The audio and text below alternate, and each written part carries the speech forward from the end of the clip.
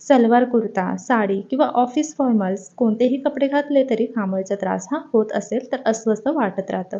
लग्न समारंभ किंवा कार्यक्रमांना जाण्याचं जीवावर देखील येतं.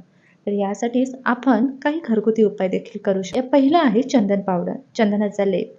चंदनाचा लेप घामोळ्यांवर लावल्यास थंडावा मिळतो आणि सळसळ देखील कमी होते. दुसरं आहे कोरफड.